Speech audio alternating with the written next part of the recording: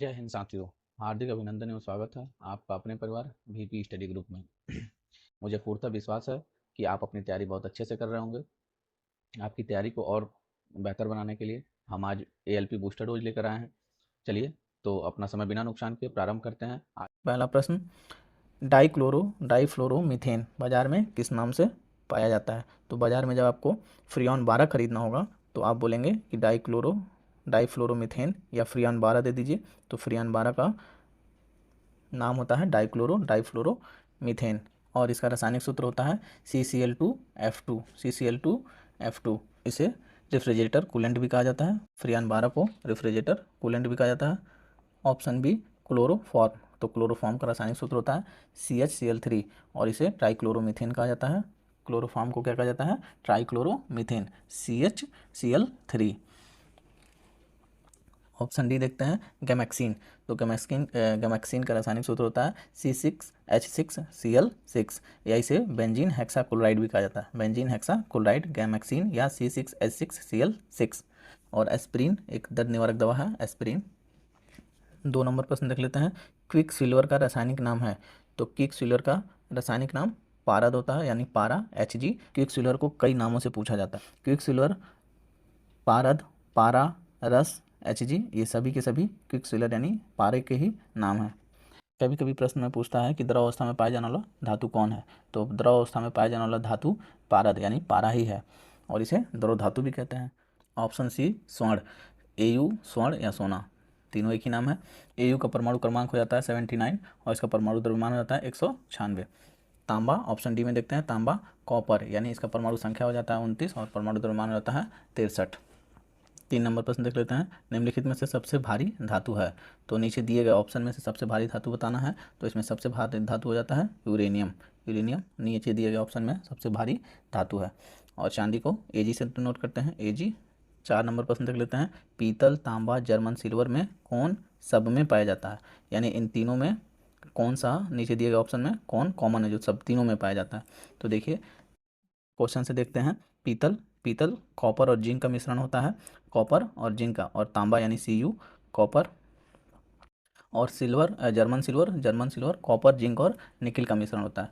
तो German silver से संबंधित एक प्रश्न पूछता है कि किसमें सिल्वर नहीं होता है? तो जर्मन सिल्वर में सिल्वर नहीं होता है, जबकि नाम है जर्मन सिल्वर परंतु इसमें सिल्वर की मात्रा नहीं पाई जाती है। यह कॉपर, जिंक और निकिल का एक मिश्रण है। अब यहाँ क्लियर हो गया है कि इन तीनों में कॉपर ही ऐसा है जो तीनों में पाया जाता है, सब में पाया जाता है, यानी कॉपर सही उत्तर हो जाएगा। तो कॉपर का परमाणु संख्या हो जाता है 29 और परमाणु द्रव्यमान हो जाता है 63। ऑप्शन सी देख लेते हैं, कार्बन। तो कार्बन का परमाणु संख्या हो जाता है 6 और परमाणु द्रव्यमान 12। सोने का परमाणु क्रमांक हो जाता है 79 और परमाणु द्रव्यमान 196।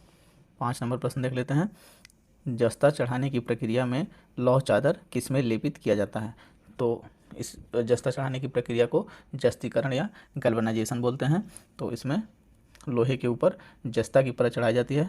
यहाँ तो आप आसानी से, क्वेश्चन में भी जस्ता दिया हुआ है तो आप यहाँ आसानी से बता देंगे, लेकिन जब ये दूसरे तरीके से पूछा जाता है कि जस्तीकरण या गैल्वेनाइजेशन की प्रक्रिया में क्या होता है, तब आपको ध्यान देना होगा। तो इसलिए इसका तीनों नाम याद रखिए कि जस्ता चढ़ाने की प्रक्रिया या जस्तीकरण या गैल्वेनाइजेशन। कि लोहे को जंग से बचाने के लिए हम गैल्वेनाइजेशन करते हैं, यानी लोहे पर जस्ते की एक परत चढ़ाते हैं जिससे लोहे में जंग ना लगे।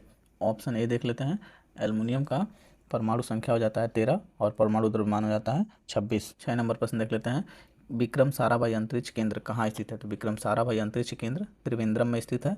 केरल के त्रिवेंद्रम में विक्रम साराभाई अंतरिक्ष केंद्र है और यह इसरो का एक सबसे महत्वपूर्ण केंद्र है, सबसे बड़ा और सबसे महत्वपूर्ण केंद्र है इसरो का।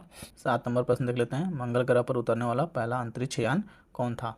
तो मंगल ग्रह पर उतरने वाला पहला अंतरिक्ष यान पाथफाइंडर था। पाथफाइंडर, मंगल ग्रह की कक्षा में सबसे पहले पाथफाइंडर ने प्रवेश किया था। मंगल ग्रह की बात आई है तो मैं आपको बता दूं कि भारत एक ऐसा देश है जो मंगल ग्रह पर पहले ही प्रयास में सफलता हासिल किया। 24 सितंबर 2014 को मंगल की कक्षा में भारत का मंगल मिशन पहली बार में ही प्रवेश कर गया था। अमेरिका, रूस और यूरोपीय संघ के बाद भारत मंगल की कक्षा में प्रवेश करने वाला पहला देश बना और एशिया का तो पहला देश है ही जो मंगल में प्रवेश किया। 8 नंबर प्रश्न देख लेते हैं, शुद्ध कार्बन का कठोरतम रूप कौन सा है? तो निम्न नीचे दिए गए ऑप्शन में शुद्ध कार्बन का सबसे कठोरतम रूप हीरा होता है और भारत में हीरे की खान गोलकुंडा में है, पन्ना में है, अनंतपुर में है और बेलारी। कभी कभी प्रश्न में हीरे का अपर्तनांक पूछा जाता है तो आपको याद होना चाहिए कि हीरे का अपर्तनांक 2.41 होता है। हीरे का अपर्तनांक 2.41 होता है और हीरा कार्बन का क्रिस्टलीय अपरूप है और यह पूर्ण आंतरिक परावर्तन के कारण चमकता है। हीरा पूर्ण आंतरिक परावर्तन के कारण चमकता है। 9 नंबर प्रश्न देख लेते हैं। निम्न में सबसे कठोरतम पदार्थ है, तो निम्न में सबसे कठोरतम पदार्थ हीरा है। 10 नंबर प्रश्न देख लेते हैं। सोडियम का परमाणु संख्या कितना होता है, तो सोडियम की परमाणु संख्या 11 होता है। ध्यान से देखिएगा, परमाणु संख्या या परमाणु क्रमांक, परमाणु संख्या या परमाणु क्रमांक को जेड से डिनोट करते हैं। जेड को ही हम परमाणु क्रमांक भी कहते हैं, जेड को ही हम परमाणु क्रमांक कहते हैं। परमाणु क्रमांक ध्यान से एक बार में याद रखिएगा, परमाणु क्रमांक कहिए या परमाणु संख्या कहिए या परमाणु संख्या कहिए, ठीक। ये एटॉमिक नंबर, इसको हम किससे डिनोट करते हैं, जेड से, जेड से डिनोट करते हैं, ठीक। तो परमाणु संख्या परमाणु क्रमांक की खोज मोजले नामक वैज्ञानिक ने की थी। कहीं मोजले लिखा रहता है, कहीं मोसले लिखा रहता है, तो मोजले नामक वैज्ञानिक ने की थी। किसी परमाणु के नाभिक में उपस्थित, अब देखिए ये कोई परमाणु है, परमाणु के नाभिक में प्रोटॉन और न्यूट्रॉन होते हैं और इलेक्ट्रॉन बाहरी कक्षा में चक्कर लगाते हैं। इलेक्ट्रॉन जो होते हैं बाहरी कक्षा में चक्कर लगाते हैं। तो किसी भी परमाणु के नाभिक में उपस्थित प्रोटॉन की कुल संख्या उस परमाणु की परमाणु संख्या कहलाती है। तो जो नाभिक में जितने प्रोटॉन होंगे उतना ही उसका परमाणु क्रमांक भी होगा, वही उसकी परमाणु संख्या भी कहलाती है। उसी को हम कहते हैं जेड भी कह लेते हैं। तो यहाँ भी देखिए, परमाणु के नाभिक में प्रोटॉनों की संख्या बराबर परमाणु संख्या। तो हमको हमेशा ये बात याद रखना है कि P equal to Z, Z यानी P यानी परमाणु के नाभिक में प्रोटॉनों की संख्या। तो यहाँ पे देखिए प्रोटॉनों की संख्या उस जितनी प्रोटॉन की संख्या होगी उतना ही परमाणु संख्या होगा उस पदार्थ का, उस मटेरियल का, उतना ही परमाणु संख्या भी होगा। तो P इक्वल टू जेड। तो यह बात हमेशा याद रखिए कि प्रोटॉनों की संख्या बराबर परमाणु संख्या। तो नाभिक में जितने प्रोटॉन होते हैं उतनी ही उसकी परमाणु क्रमांक भी होती है, उसको परमाणु संख्या भी होती है। तो देखिए इसको ऐसे डिनोट किया जाता है। अगर हम बात करें कि किसी, मान लीजिए कोई मटेरियल एक्स है, तो इसका परमाणु क्रमांक जो होगा जेड, यहाँ नीचे की तरफ डिनोट किया जाएगा। परमाणु क्रमांक यहाँ जेड नीचे की तरफ डिनोट किया जाएगा। इसको परमाणु संख्या कह लीजिए या अभी परमाणु क्रमांक भी कह लीजिए, परमाणु क्रमांक कह लीजिए, ठीक है। और ऊपर की तरफ परमाणु भार या परमाणु द्रव्यमान व्यक्त किया जाता है। तो अभी हम आगे बताएंगे परमाणु भार के बारे में। ऊपर, और इसको ए से डिनोट करते हैं। आइए इसे भी समझ लेते हैं। परमाणु द्रव्यमान, परमाणु द्रव्यमान कहिए या इसी को कहते हैं परमाणु भार, परमाणु भार या एटॉमिक मास, ठीक। परमाणु भार कहिए, परमाणु द्रव्यमान कहिए, एटॉमिक मास कहिए, बात एक ही है। तो देखिए ये क्या होता है, किसी भी परमाणु के नाभिक में, मान लीजिए परमाणु है, इसका नाभिक है, कोई किसी भी पदार्थ का परमाणु है, उसका नाभिक है, इसमें उपस्थित प्रोटॉनों और न्यूट्रॉनों की कुल संख्या। अब देखिए ये कहता है कि कोई नाभिक है, इसमें प्रोटॉन और न्यूट्रॉन होंगे और बाहरी कक्षा में इलेक्ट्रॉन चक्कर लगाते हैं, बाहरी कक्षा में इलेक्ट्रॉन चक्कर लगाते हैं। तो इनके परमाणु के नाभिक में जो प्रोटॉन और इलेक्ट्रॉन है, ये प्रोटॉन और न्यूट्रॉन, प्रोटॉनों और न्यूट्रॉनों की संख्या को हम क्या कहते हैं, परमाणु द्रव्यमान कहते हैं। और परमाणु द्रव्यमान को ए से डिनोट किया जाता है, परमाणु द्रव्यमान कहते हैं। देखिए या द्रव्यमान संख्या भी कहते हैं, यही देखिए ए। अब ये जो ए है इसी को हम कहते हैं क्या, परमाणु भार या द्रव्यमान संख्या। सबको ए से डिनोट करते हैं। ये मैंने 3 बातें बोली, देखिए फिर से सुनिए।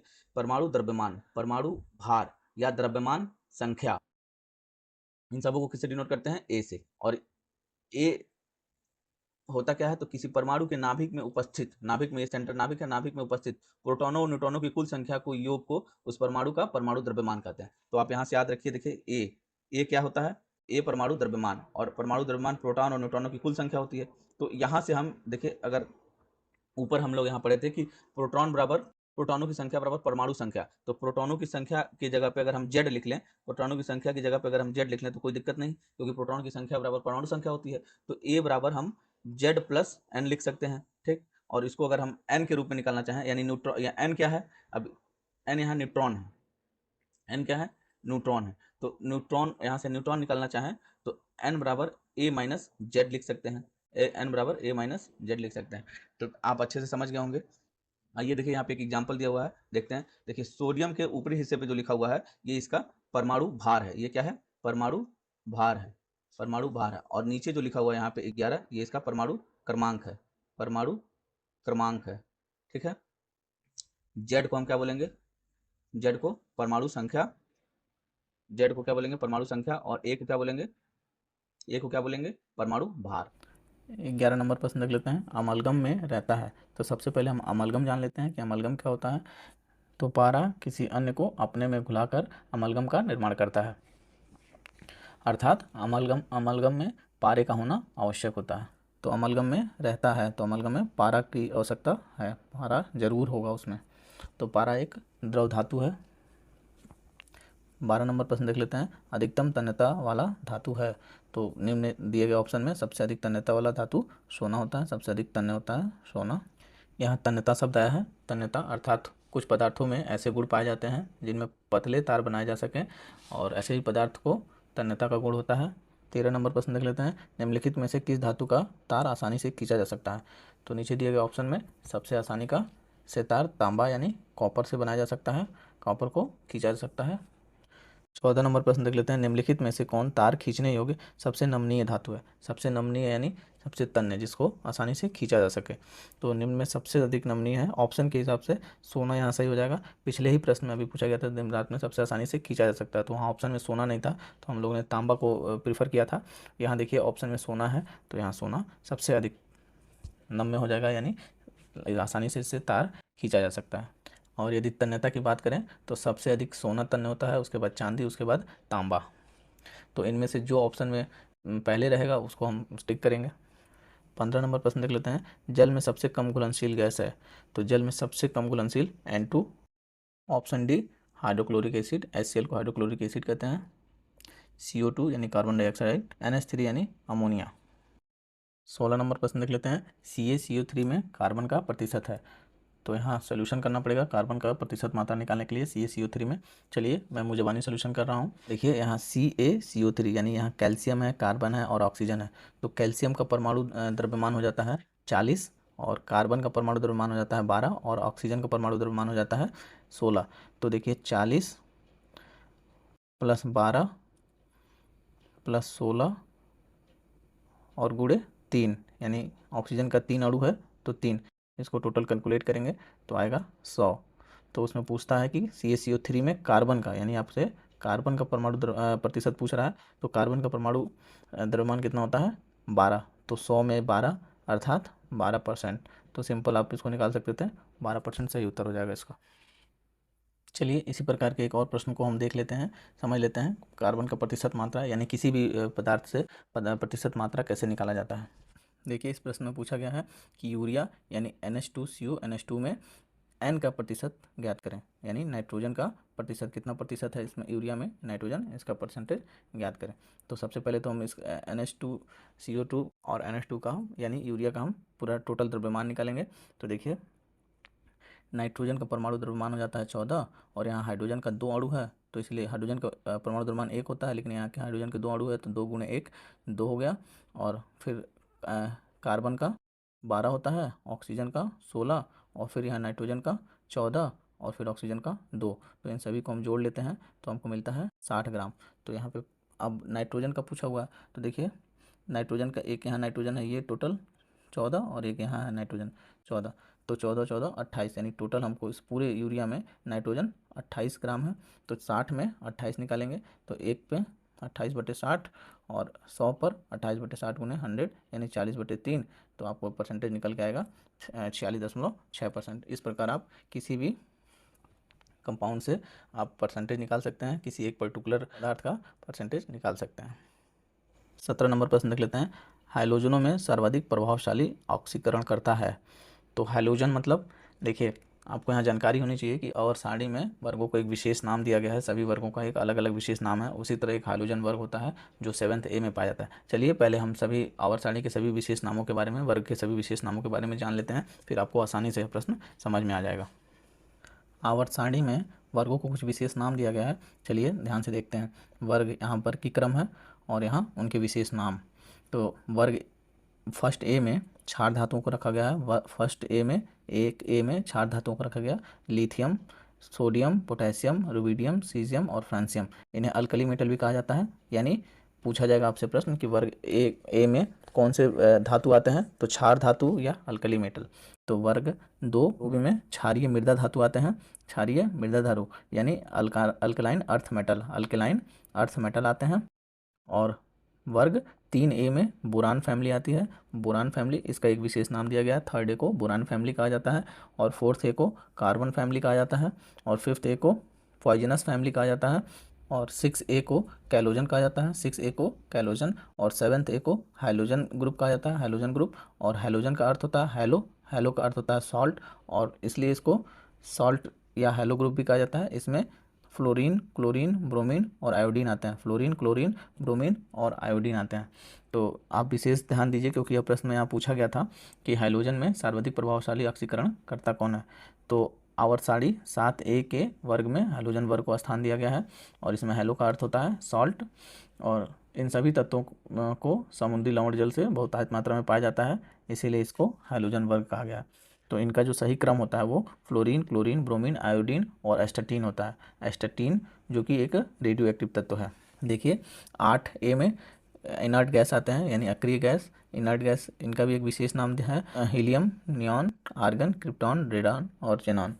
फर्स्ट बी में मृदा धातु आते हैं और सेकंड बी में वोलाटाइल। अब देखिए प्रश्न में पूछा हुआ है कि हाइड्रोजन में सर्वाधिक प्रभावशाली ऑक्सीकरण करता है, तो इसमें फ्लोरीन सबसे अधिक ऑक्सीकरण करता हो जाएगा, क्योंकि अगर हम बात करें इसके क्रम का तो सबसे अधिक ऑक्सीकरण करता फ्लोरीन, क्लोरीन, ब्रोमीन, आयोडीन और एस्टाटीन, जो जिसमें कि एस्टाटीन एक रेडियो एक्टिव तत्व है।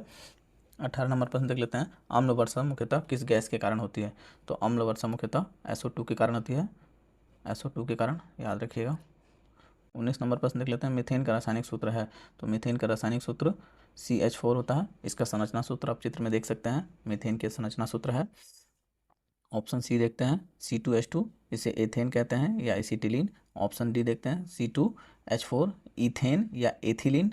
और ऑप्शन सी में था C2H2 एथेन या एसिटिलीन। 20 नंबर प्रश्न देख लेते हैं। सोडा वाटर बनाने के लिए कौन सी गैस प्रयुक्त की जाती है? तो सोडा वाटर बनाने के लिए CO2 गैस का प्रयोग किया जाता है। यानी आप जो कोल्ड ड्रिंक पीते हैं जो उसमें गैस निकलती है वो CO2 गैस होती है। कार्बन डाइऑक्साइड गैस निष्कासित होती है। 21 नंबर प्रश्न देख लेते हैं। तत्वों का सबसे पहले वर्गीकरण किसने किया था? तो तत्वों का सबसे पहले वर्गीकरण डेबेरेनियर नामक वैज्ञानिक ने किया था, डेबेरेनियर ने, और यह इन्होंने ही त्रियक नियम का प्रतिपादन किया था। ऑप्शन बी न्यूलैंड, न्यूलैंड ने अष्टक नियम का प्रतिपादन किया था। 22 नंबर प्रश्न देख लेते हैं। रासायनिक यौगिक का सबसे छोटा संभावित यूनिट है। किसी भी रासायनिक यौगिक का सबसे छोटा संभावित यूनिट जो होता है वो अणु होता है। अणु सबसे संभावित यूनिट होता है। 23 नंबर प्रश्न देख लेते हैं। एक परमाणु द्रव्यमान को व्यक्त किया जाता है, तो एक परमाणु द्रव्यमान को AMU में व्यक्त किया जाता है। AMU यानी एटॉमिक मास यूनिट में व्यक्त किया जाता है। परमाणु द्रव्यमान इकाई में व्यक्त किया जाता है। तो एक AMU बराबर होता है 1.66 × 10⁻⁴ ग्राम। तो यह याद रखेंगे, कभी कभी पूछा जाता है कि एक AMU बराबर कितना होता है। तो एक AMU बराबर होता है 1.66 × 10⁻24 ग्राम। तो ये AMU होता क्या है? तो AMU कार्बन के समस्थानिक C12 के द्रव्यमान के 12वें भाग को AMU कहा जाता है। फिर से सुनिए, कार्बन के समस्थानिक C12 के द्रव्यमान के 12वें भाग को AMU कहा जाता है। 24 नंबर प्रश्न देखते हैं। वह सबसे छोटा कण जिसमें उस तत्व के सभी गुण विद्यमान होते हैं। तो परमाणु एक सबसे सूक्ष्म कण है जिसमें उस पदार्थ के सभी गुण विद्यमान होते हैं परमाणु में। 25 नंबर प्रश्न देखते हैं। मानव शरीर में जल की मात्रा होती है, तो मानव शरीर में 60% जल होता है। चलिए हम देख लेते हैं मानव शरीर में सभी तत्वों या संघटकों का परसेंटेज कितना कितना होता है। इस प्रश्न का उत्तर कमेंट बॉक्स में अवश्य लिखिए। फिर मिलते हैं अगली वीडियो में। जय हिंद, जय भारत।